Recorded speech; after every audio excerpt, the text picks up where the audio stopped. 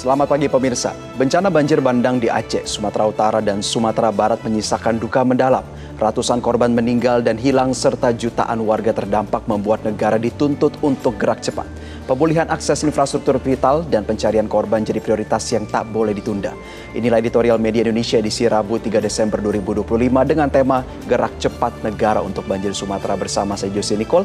Anda juga bisa berpartisipasi dan berinteraksi melalui telepon interaktif kami di nomor 0215839900. Pagi ini telah bersama saya anggota Dewan Redaksi Media Group Indra Maulana. Mas Indra, selamat pagi. Selamat pagi Jose. Mas Indra, sudah lebih dari sepekan ini ya penanganan bencana terus dilakukan. Apa evaluasi kita lebih dari sepekan ini, Mas? Baik, kalau kita lihat ya beberapa penanganan yang dilakukan oleh sejumlah pihak dalam hal ini pemerintah maupun pemerintah daerah ya. Gerak cepat ini perlu kita apresiasi. Dalam arti gerak cepat konteks untuk darurat, kondisi darurat. Memang kalau kita lihat data terus dinamis ya. Korban meninggal setelah ditemukan ya, terus kemudian jumlah korban hilang juga masih cukup tinggi, ratusan jumlahnya. Kemudian kalau digabungkan dari 3 wilayah ya di provinsi yang terimbas ini itu ada sekitar 3,2 juta jiwa yang terdampak. Ini jumlah yang besar. Pencarian terhadap korban hilang memang sesuatu yang perlu menjadi prioritas. Kemudian penanganan terhadap korban luka juga menjadi sesuatu yang prioritas. Tapi jangan lupa dalam setiap bencana kalau kita lihat di beberapa daerah di Indonesia dan kita sudah mengalami itu berulang kali begitu ya. Penanganan pasca bencana ini yang paling penting adalah melihat bagaimana sejumlah infrastruktur yang harus juga dikebut. Pengerjaannya secara darurat maupun secara kelayakan. Maksudnya begini, untuk daerah-daerah yang terisolasi atau terisolir, mungkin sementara ini distribusi bantuannya adalah melalui udara, melalui helikopter dan lain sebagainya. Atau kalau tidak ada jembatan darurat, sekedar untuk bisa lewat dan mengirimkan bantuan. Tapi itu lewat pun dengan jalan kaki. Kalau kita lihat tadi di berita sebelumnya yang disampaikan oleh Jose, itu kan jembatannya sangat darurat gitu ya, agar supaya orang bisa lewat saja dari daerah yang terputus karena banjir itu. Dan sangat berbahaya tentu saja.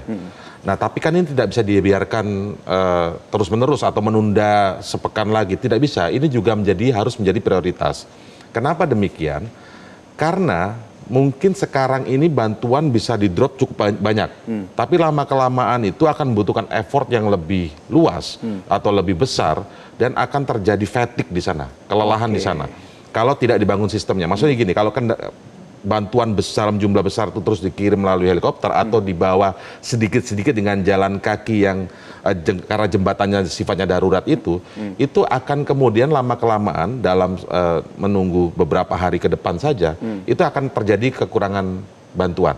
Bukan stok bantuannya yang tidak ada, tetapi pendistribusiannya itu akan mengalami kelelahan karena tidak dibangun yang akses yang terputus tadi. Misalnya, ketika jembatan atau daerah yang terisolir itu hanya terus dihubungkan oleh jembatan yang sifatnya sangat darurat, itu harus segera diganti dengan yang bisa dilewati kendaraan. Contoh yang disebutkan di editorial pagi ini adalah di wilayah Garoga. Dia harus mampu dilewati oleh kendaraan. Karena masyarakat inisiatif, para korban banjir ini inisiatif untuk mengambil bantuan dengan berjalan kaki 3 km. Ini baru satu wilayah ya kita bicarakan. Ini pasti terjadi juga di beberapa wilayah terdampak lain yang mungkin belum tercapture. Nah, kecepatan dalam hal membangun infrastruktur yang darurat ini itu harus segera ditangani. Ada juga berita tentang bagaimana terjadi antrian BBM. Bukan stok BBM-nya ternyata yang kurang atau langka. Distribusinya. Tetapi ada pasokan listrik yang tidak stabil sehingga dalam melayani pembelian BBM ini, ya kan, dalam melayani pembelian BBM ini terhambat sehingga antrian panjang. Ketika antrian panjang, psikologis masanya adalah panic buying, pembelian secara panik, akhirnya tadi menumpuk lagi. Nah ini yang lalu apa pentingnya misalnya bahan bakar minyak itu? Buat para relawan, kan ini tidak hanya dilakukan oleh pemerintah, buat para relawan juga dalam mendistribusikan bantuan tadi, butuh bahan bakar minyak. Nah, artinya Ini harus simultan dilakukan, tidak hanya pencarian korban, kemudian perawatan yang luka, tetapi memperbaiki infrastruktur secara darurat ini harus merata juga segera dilakukan. Dan kita akan lebih banyak membahas di segmen selanjutnya ya Mas Indra. Dan pemirsa, inilah editorial Media Indonesia edisi Rabu 3 Desember 2025 dengan tema Gerak Cepat Negara untuk Banjir Sumatera.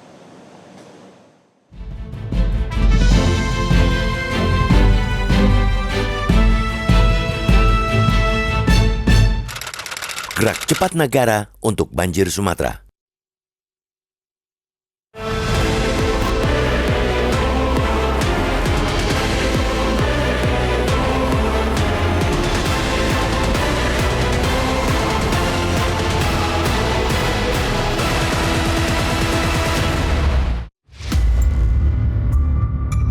Bencana di Sumatera di 3 provinsi, Aceh, Sumatera Utara, dan Sumatera Barat menyisakan duka yang mendalam. Per Selasa 2 Desember siang, korban tewas bertambah menjadi 659 orang dan jumlah korban hilang sebanyak 475 orang di 3 provinsi terdampak. Badan Nasional Penanggulangan Bencana BNPB menyebut korban luka-luka akibat banjir bandang angkanya mencapai 2.600 orang. Sementara itu, warga terdampak bencana Sumatera mencapai 3,2 juta jiwa, yang kalau disatukan jumlahnya setara dengan seluruh penduduk kota Surabaya. Kita mendorong agar jajaran pemerintah bersama dengan TNI Polri serta Basarnas segera mencari ratusan korban yang masih hilang. Tentunya kita berharap mereka bisa ditemukan dalam kondisi hidup, sehingga bisa segera berkumpul dengan keluarga tercinta. Yang tidak kalah penting untuk difokuskan saat ini ialah memulihkan segera infrastruktur vital, baik akses jalan, jembatan, listrik, air minum, dan lain-lain. Fasilitas pelayanan publik yang diluluh lantakan banjir harus segera diperbaiki. Salah satunya di Desa Garoga, Kecamatan Batang Toru, Kabupaten Tapanuli Selatan, Sumut, yang masih dalam kondisi terisolasi.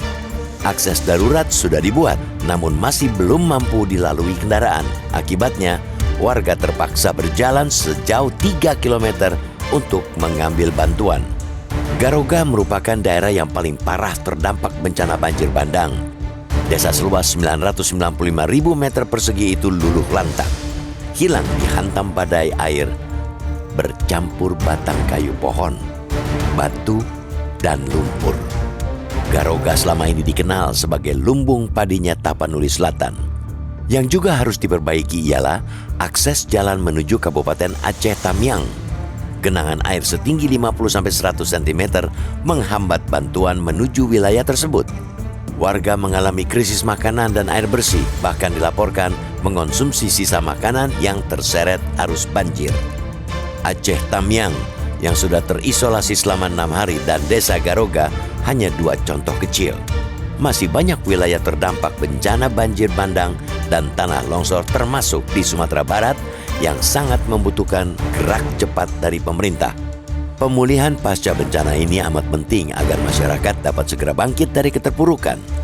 Setiap hari yang terlewat tanpa tindakan sama saja memperpanjang derita para penyintas yang telah kehilangan rumah, keluarga, dan masa depan yang telah mereka rancang.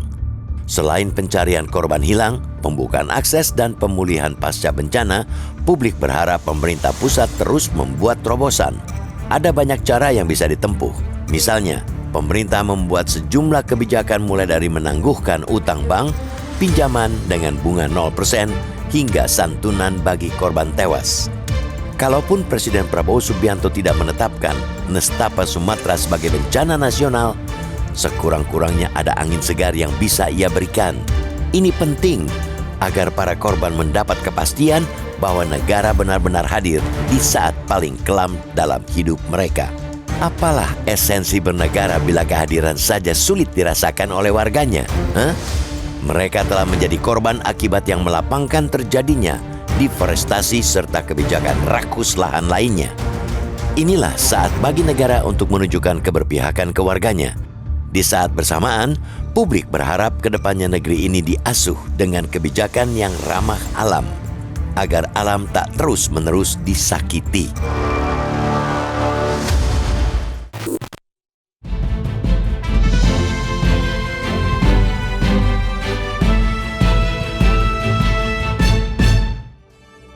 Pemirsa, pastikan Anda berpartisipasi dan berinteraksi melalui telepon interaktif kami di nomor 0215839900. Editorial Indonesia akan segera kembali usai jeda, tetaplah bersama kami.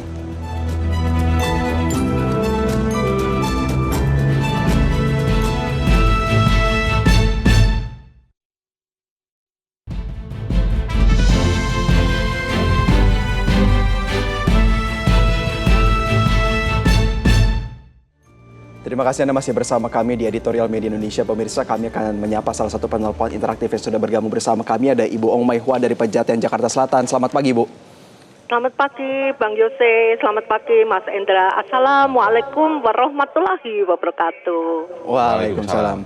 Ibu, bagaimana Anda melihat penanganan bencana di Sumatera? Apakah masih ada kegelisahan dan keresahan tentang efektivitas dan efisiennya? Betul, kita prihatin ya, Bang Yose. Bagaimanapun itu adalah rakyat kita, bangsa Indonesia yang telah mendapatkan musibah. Musibah ini datang dari masyarakat, tangan-tangan jahat, tangan-tangan kotor mencari keuntungan di negara ini. Sehingga yang terjadi adalah masyarakat kita. Sampai pertanyaan Ibu, kayu itu datang dari mana? Siapa yang bawa? Siapa yang menebang? Kan nggak bisa jawab. Adalah manusia. Zaman dulu, zaman Orde Baru, Bob Hasan itu adalah raja hutan. Inilah Bang Yose, Mas Endra, akibat penebangan hutan, akibat pembalakan hutan, sehingga yang dirasakan adalah masyarakat kita. Masyarakat kita itu sekarang mendapat musibah. Masyarakat butuh makan, butuh air, butuh angkutan, terlambat karena situasi. Dan jangan menyalahkan musim. Jangan menyalahkan bahwa ini hujan dan itu akibatnya manusia. Sekarang saatnya pemerintah mengusut siapa yang membalak hutan ini. Jangan ada menteri kehutanan mengatakan agar rakyat tobat nasuha. Tobat nasuha itu kalau terjadi, tapi kalau diulang lagi nggak bisa mengatakan begitu. Saatnya pemerintah cepat mengatasi bantuan supaya rakyat tidak kelaparan. Rakyat sampai berjalan berkilo-kilo untuk mencari makan, Bang Yose, Mas Indra, bukan untuk mencari apa-apa. Kasihan kan, belum ada yang sakit, korban sudah berjatuhan sampai 690, belum yang hilang. Baik, kita sudah tangkap poinnya. Terima kasih Ibu Ong Mai Hua dari Pejaten, Jakarta Selatan. Menarik untuk kita korelasikan ya, Mas Indra. Ibu Ong Mai Hua menyoroti soal dampak lingkungan. Ternyata di sana besar sekali dugaan perantangan manusia, man-made error di sana. Apakah kita melihat hal itu juga sebenarnya, Mas Indra? Iya, ini momentum juga sebenarnya. Sekali lagi, setiap musibah selalu bisa kita jadikan pelajaran ya. Bahwa memang kalau tadi di awal segmen kita bicara tentang penanganan dalam waktu dekat ya, darurat, jangka pendek. Nah, ini jangka panjangnya. Pelajaran yang bisa kita ambil jangka panjangnya adalah publik juga berharap seperti yang dituliskan di editorial bahwa kedepannya negeri ini harusnya diasuh dengan kebijakan yang ramah alam, agar alam tidak terus-menerus disakiti. Itu seperti yang tertulis di editorial kita. Dan itu adalah sikap kita gitu, melihat agar negara ini harusnya lebih dikelola lagi, lebih wise terkait dengan alamnya, agar masyarakatnya juga sejahtera dan selamat. Begitu. Jadi jangan menyalahkan alam. Kalau kita mau mengutip lagi nih ya, seperti yang disampaikan Bu Ong, dan kita ingin mengutip Mahatma Gandhi misalnya ya, ini mengatakan bahwa bumi itu mencukupi seluruh kebutuhan manusia, tapi bumi tidak akan pernah bisa mencukupi kerakusan manusia.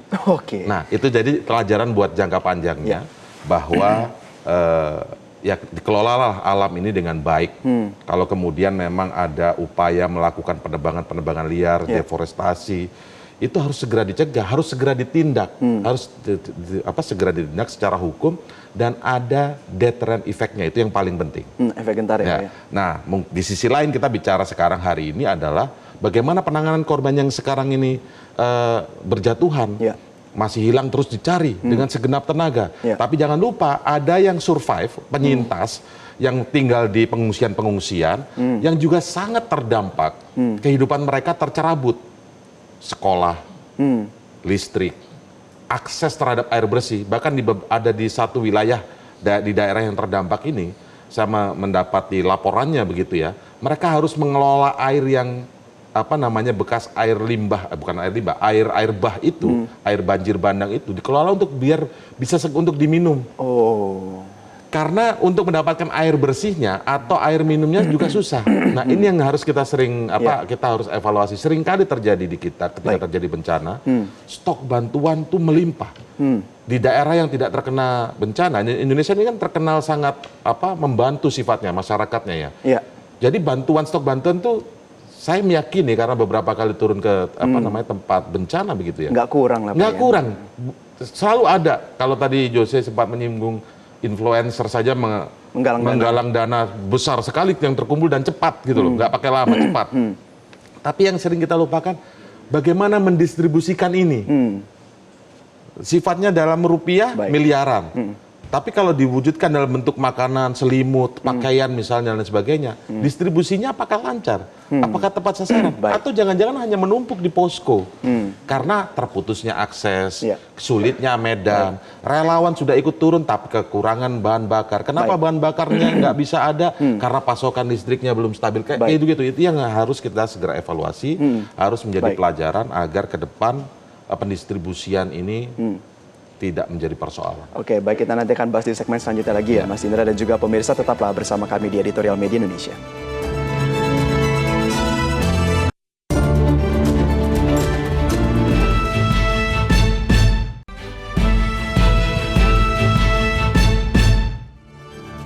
Terima kasih Anda masih bersama kami pemirsa. Kita berada dalam bagian akhir dari diskusi kita pada pagi hari ini, Mas Indra. Kembali kita menagih apa yang harus dilakukan oleh pemerintah. Oke lah, Presiden Prabowo Subianto mengatakan status bencana nasional ini terus dievaluasi. Tetapi paralelnya tetap harus terlihat dong. Bagaimana kita menantinya? Oke, kita mencoba memahami apa yang menjadi prosedur bencana nasional atau bukan bencana nasional gitu ya. Ada ketat, ada aturannya dan terjadilah diskusi di sana. Tapi kita juga jangan lupa untuk melihat hati masyarakat kita yang menjadi korban di sana.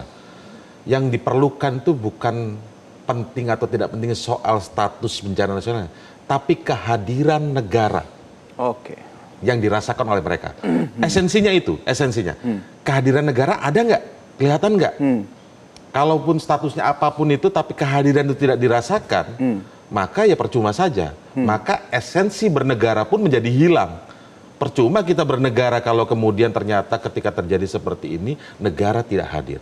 Bagaimana agar negara itu terlihat hadir atau dirasakan kehadirannya?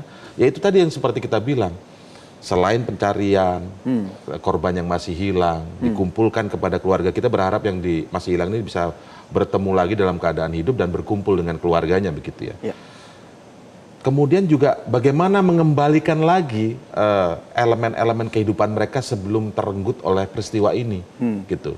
Apalagi kalau di mindset mereka peristiwa ini terjadi bukan hanya karena curah hujan tinggi, tapi karena ada pembalakan liar, deforestasi dan lain sebagainya begitu ya. Giliran mengeruk kekayaan tidak buat orang lokal, tapi giliran musibah buat orang lokal, kan begitu. Ini yang kita khawatirkan menjadi mindset para korban ini. Nah, karena itu kita dorong negara harus dirasakan kehadirannya, bukan soal statusnya ini, status apa yang kemudian prosedur peraturan perundangannya mungkin dianggap sebagian orang itu ribet, tetapi kehadiran negara harus segera dirasakan di sana. Kehadiran yang lain bisa dirasakan selain membangun infrastruktur darurat tadi agar bantuan bisa segera terkirim, listrik juga bisa dirasakan. Yang lain adalah harus ada terobosan dari pemerintah. Disebutkan di editorial di sini bahwa misalnya nih, kan kehidupan masih terus berjalan. Sementara masyarakat yang menjadi korban dan menjadi penyintas ini tidak bisa kerja. Tapi ada tanggungan hutang misalnya. Apakah pemerintah bisa mengeluarkan kebijakan ditangguhkan dulu hutang-hutangnya? Atau misalnya diberi pinjaman dengan bunga 0% begitu, sehingga mereka tetap bisa berjalan kehidupannya di tengah musibah yang mereka alami. Nah, intinya garis bawahnya Josie adalah bagaimana negara harus bisa dirasakan segera kehadirannya oleh para korban, saudara-saudara kita yang menjadi korban banjir. Baik, tentu kita juga berharap ini menjadi atensi ke depan ya. Terima kasih Mas Indra Maulana, anggota Dewan Redaksi Media Group. Pemirsa, inilah momen bagi negara untuk hadir secara nyata di tengah warga yang terpuruk. Langkah pemulihan harus cepat dan kebijakan harus berpihak agar para penyintas mendapat kepastian bahwa negara tidak meninggalkan mereka di saat tergelap. Inilah Editorial Media Indonesia pada edisi kali ini pemirsa. Terima kasih atas atensi Anda. Selamat pagi dan sampai jumpa.